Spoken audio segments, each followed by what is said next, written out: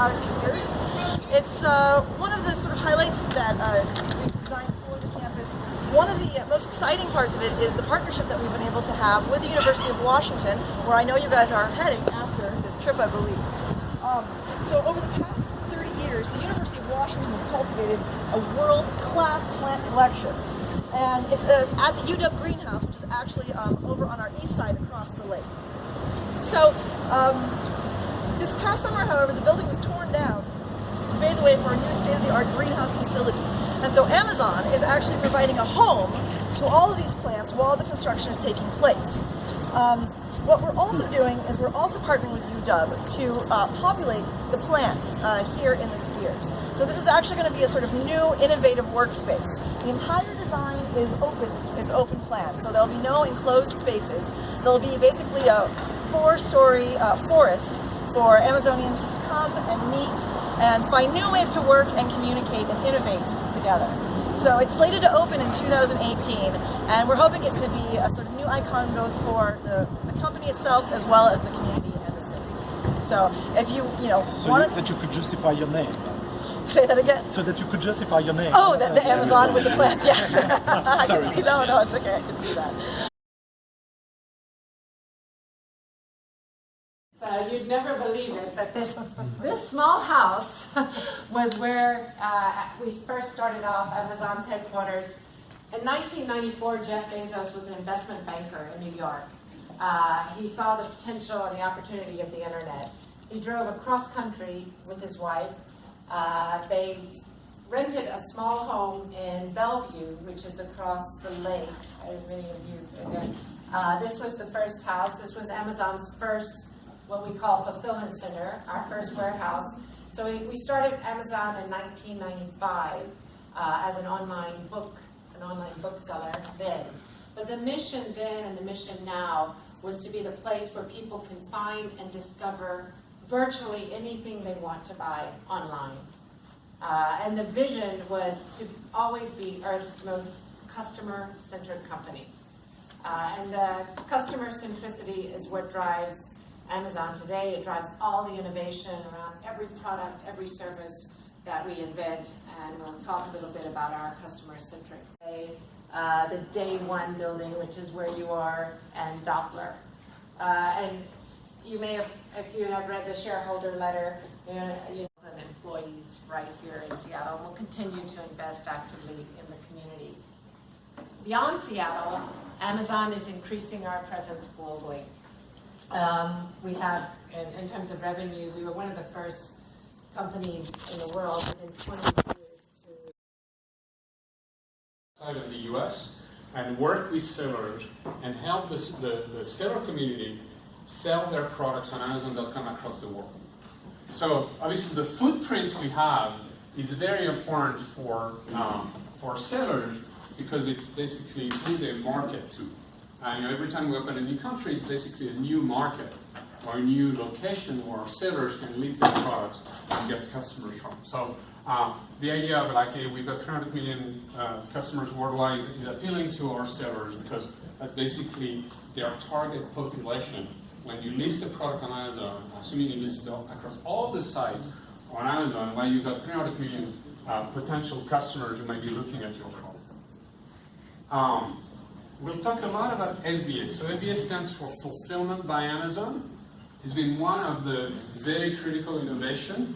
One of these that was really driven by Jeff, and I think we're all very skeptical. And the idea was, when I joined Amazon, we only were retail. So every product customers would buy, Amazon would be selling.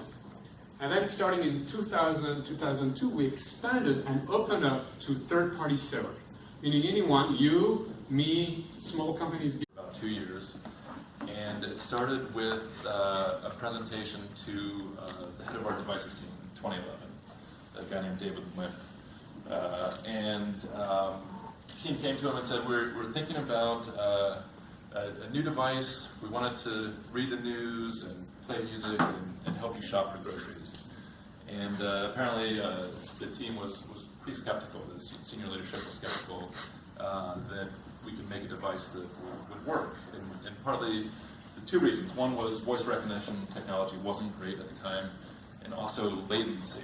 And And so voice recognition companies have been in the business for decades, and they couldn't get past this 3-second threshold, where you would provide a prompt to the device, it would try and understand what you were saying, and then 3 seconds later,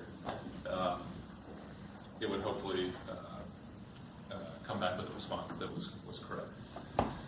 And the device team said, you know, we understand there's this latency issue.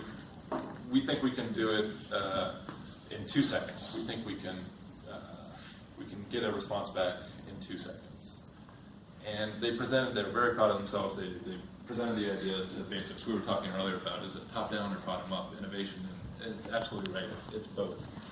In this case, it was bottom-up. And the team went to Jeff and said, we have this great idea, here's our thinking. And Jeff said, that's great, but you need to make it 1 second latency. And the team was, by all accounts, pretty disturbed about the challenge that was in front of them. The device also, I think, reflects some of our core values. You were talking about what makes it an innovation culture here, and we have these 14 leadership principles, which are essentially our core values. And several of those core values are to think big. This was certainly a think big idea. Customer obsession.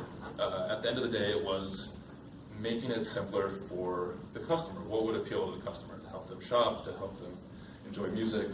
That was a big one. And then invent and simplify, and that's an obvious one as well. So like I said, it's been available for 2 years. The device was really developed at our lab in San Francisco, Lab 126, which many of you might be familiar with. I didn't realize what the 126 was for. If anyone's interested, it was where the Kindle was developed as well. The 1 is for the A and the 26 is for the Z, and so it's a little play on the alphabet. So this was one of the inventions that came out of the lab. It was also a team in Cambridge, Massachusetts, helped work on the hardware itself as well. And then we worked with a couple of companies overseas, one in Cambridge, the UK, that did voice recognition, and also one in Gdansk, Holland. And so it's been a global effort. As Eric said, it's available right now in the US, the UK, and Germany. But hopefully, stay tuned. It will be in additional countries and in additional languages soon. The device itself is it's fairly sleek. It's 24 centimeters tall. It consists of 2 speakers and 7 microphones in there, and a little bit about the science itself.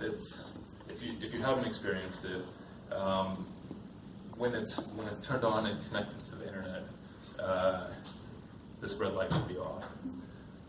When the red light is on, it means the power is cut to the microphone, and so it's not active at all, it's not listening at all. When the microphone is off, it's waiting for the wake word. And there are 4 of those right now.